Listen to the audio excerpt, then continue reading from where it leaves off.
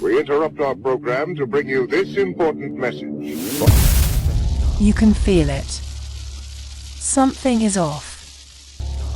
Things are getting stranger by the day. Just a coincidence, or is something more sinister happening right under our noses? We want to warn you now, this next story is disturbing. Namely, in earlier times, it was easier to control 1 million people, literally, than physically to 1 million people. Today, it is infinitely easier to kill 1 million people than to control 1 million people. It is easier to kill, to control. I would like to reduce the number of people on the planet because there's too many of us. It's a planet of finite resources and we're using them up. First, we've got population. That's headed up to about 9 billion. Now, if we do a really great job on new vaccines, healthcare, reproductive health services, we could lower that by perhaps 10 or 15%. The true ruling elite are a cult, pure evil. The elite are extremely wealthy. They have more money than you can think of. So why would they want even more money, even more control? It's because they use their wealth and power to execute their agenda, to live out their evil. If you think this is just conspiracy theory, think again. Look around you. Everything benefits them and not humanity. The globalists have a religion. To the public, it's sold as climate change or the global crisis.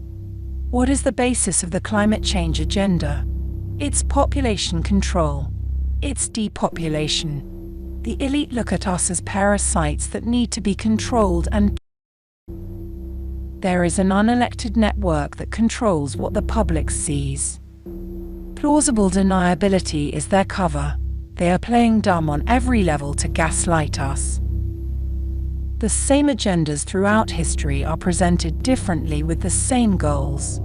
The elite are becoming restless and are now out in the open with who they really are. Corruption in the government is just the tip of the iceberg. The upper echelon at the top have an anti-human agenda. Threats of world war, but behind the scene, it's more about control and backdoor dealings between world governments. The open border, drug trafficking, human trafficking is covered up and controlled by our own government. It's deeper than that. There is a reason why most of these corruption networks never get shut down. These anti-humanists control mostly everything. You'd be shocked to know what the people in most power positions really think of the general public. The elite's corruption network operates like prison gangs or like a mafia, but on a larger scale.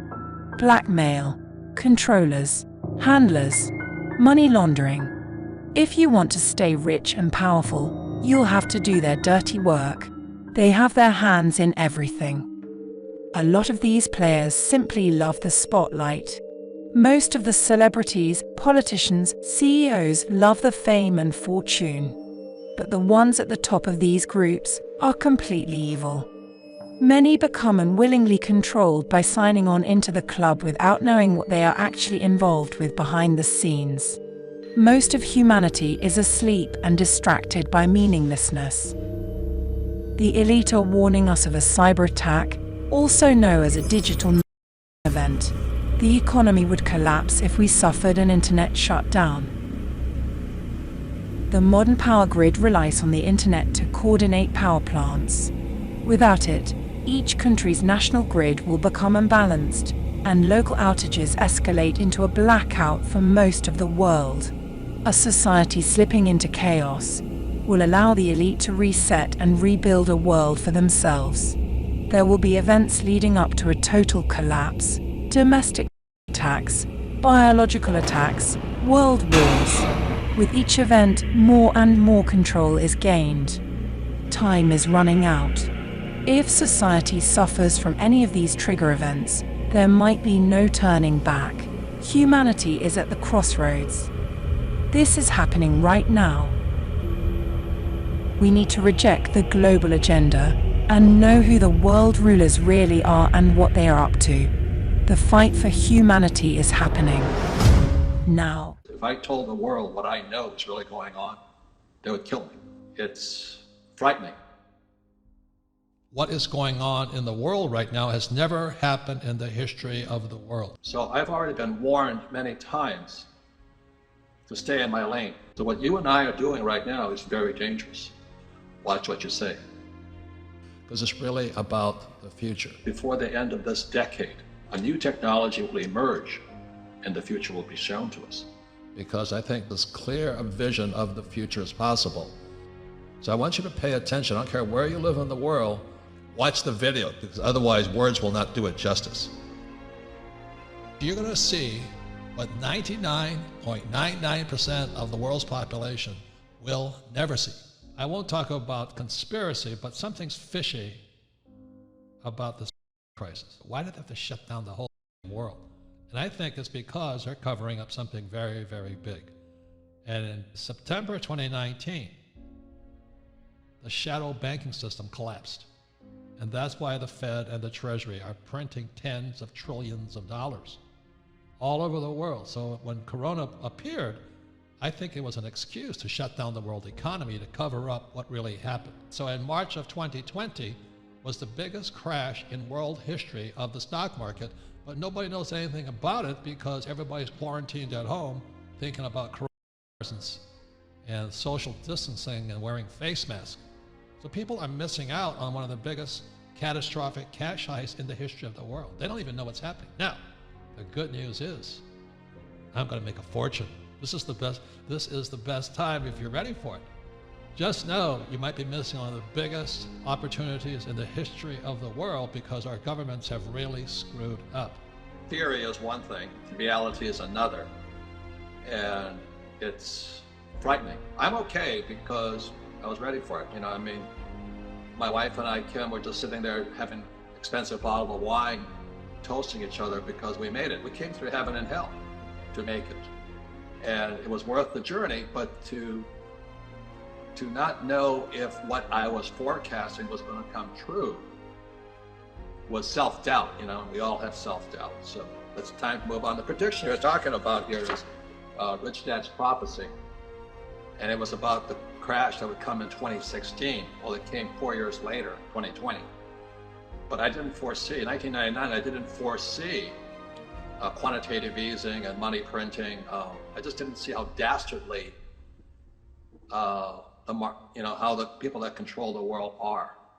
And then to have it come through via a virus, or what Nassim Taleb calls a black swan, even more dastardly, and then to shut down the whole world's economy and put millions of people out of work and destroy, small business owners, the lifeblood of the world, to save the rich, the really, really rich, is, I think, criminal. It's really the most exciting time. It's also dangerous. Because the moment I started tweeting about the coronavirus, whatever it is, I was told, stay in my lane. Stay in my lane. We'll get you. And that's exactly what Fuller said back in '81. He says, if I told the world what I know is really going on, they would kill me. So what you and I are doing right now is very dangerous for our personal lives, our professions, and all this. So all you listening out there, be a wartime leader. Watch what you say. We're here about preparing, not predicting. Unfortunately, a lot of people have found out the hard way through shock that they were not prepared when the coronavirus hit, and who could have predicted that? But so now we have an opportunity to hear from an expert on what you see, Brent, coming down the pipe. Essentially, what I think has happened over the last 10 years, and what I think is going to happen over the next few years, is that the world, after the financial crisis, the central banks just got together and just printed all this liquidity. At the end of 2015, beginning of 2016, the U.S. stopped mixing the milkshake, and we started raising interest rates. And the raising of the interest rates from 2016 to 2019, combined with a number of other factors, it's not just interest rates, but interest rates were a big factor. And the fact that our interest rates, while they've come down a lot, are still higher than Japan and Europe, who have negative rates, that along with these other factors of having the global reserve currency system, having the dollar payment system, having the largest US military, having the deepest capital markets, all of that stuff acts as a straw which sucks up all the liquidity that the world is printing.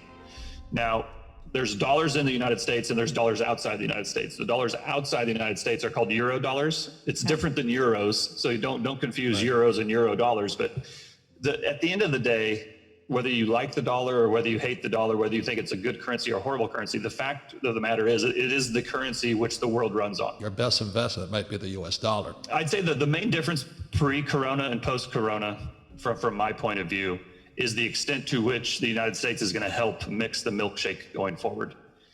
Before, I thought that we might mix it a little bit and the rest of the world would continue to mix it a lot and we would suck it in. Well, now I think we're in there mixing it with them, but I still think for a number of reasons, the US is going to be the primary recipient of sucking in all that milkshake, all that liquidity that the rest of the world is, and that we are now printing, or the liquidity that we're putting into the market. So the world's printing money, but that's going to flow to the US is what you're saying. Exactly. And as that capital comes into the US, I don't just think it sits in cash. I think it gets put into places that yield a little bit more than cash. Maybe it goes into Coca-Cola, maybe it goes into IBM, maybe it goes into Electronic Arts or Microsoft, some of these companies that have some growth potential that maybe pay a dividend.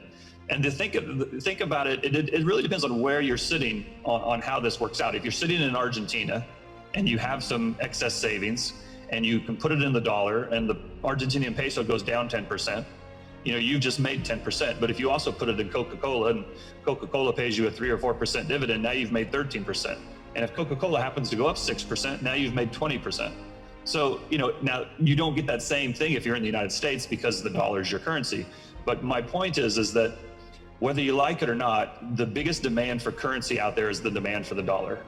And despite the fact that they're printing a lot of it, the demand for it dwarfs the supply.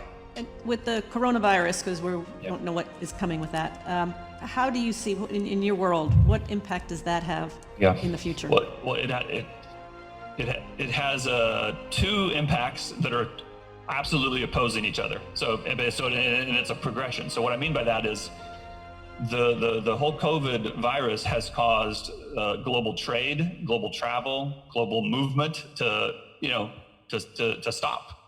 And that means the same for the velocity of money.